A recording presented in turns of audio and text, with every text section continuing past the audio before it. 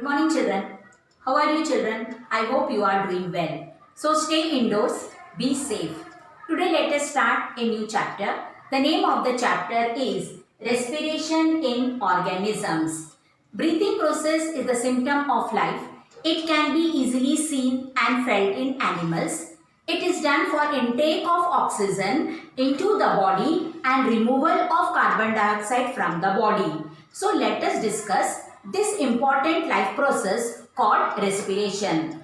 All living organisms are made up of cells. You know children, what is a cell? A cell is the basic structural and functional unit of an organism. Now each cell will do some functions. Now these functions are nutrition, transportation, reproduction, excretion, etc. To perform this function, the cell needs energy. Even when we are eating, sleeping, reading, writing, we require energy. This energy comes from the oxidation of digested food. The air we breathe in is transported to each and every part of our body and to each cell. So you can see here the process of breakdown of food in the cell with the release of energy is called cellular respiration. Again I will repeat children this definition.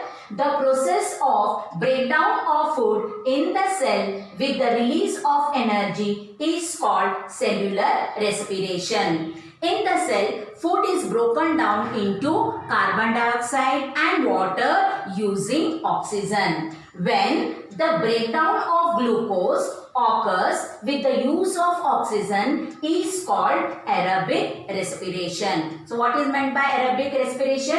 When the breakdown of glucose here means the food, occurs with the use of oxygen is called aerobic respiration. And for example, plants, animals, human beings, they require oxygen, and oxidation of food takes place in the presence of oxygen. So they are known as aerobes. Now, when the breakdown of glucose occurs without the use of oxygen is called anaerobic respiration. So again I will repeat this definition children. When the breakdown of glucose occurs without the use of oxygen is called anaerobic respiration, and especially anaerobic respiration takes place in the lower group of organisms, especially like yeast.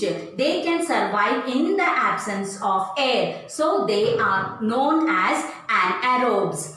Our muscle cells respire anaerobically for short duration of time when there is a temporary deficiency of oxygen. It happens especially during heavy exercise, fast running, then cycling, walking, weightlifting, etc. All these activities need extra energy, but the supply of oxygen to produce the energy is limited. The partial breakdown of glucose produces lactic acid. As a result, lactic acid is formed in our muscle cell and its accumulation causes muscle cramps.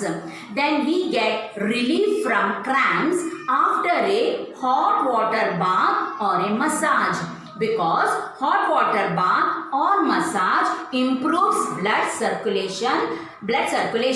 So as a result, the supply of oxygen to the muscle cell increases. The increase in the supply of oxygen results in the complete breakdown of lactic acid into carbon dioxide and water. What we have discussed? We have discussed about cellular respiration. We have discussed about aerobic respiration, anaerobic respiration, muscle cramps, and how do we get relief from the muscle cramps, that also we have discussed. Even we came to know about the aerobes and anaerobes. So children, please note down all these points neatly and correctly in your notebook. If you have any doubt, you can ask me. Thank you.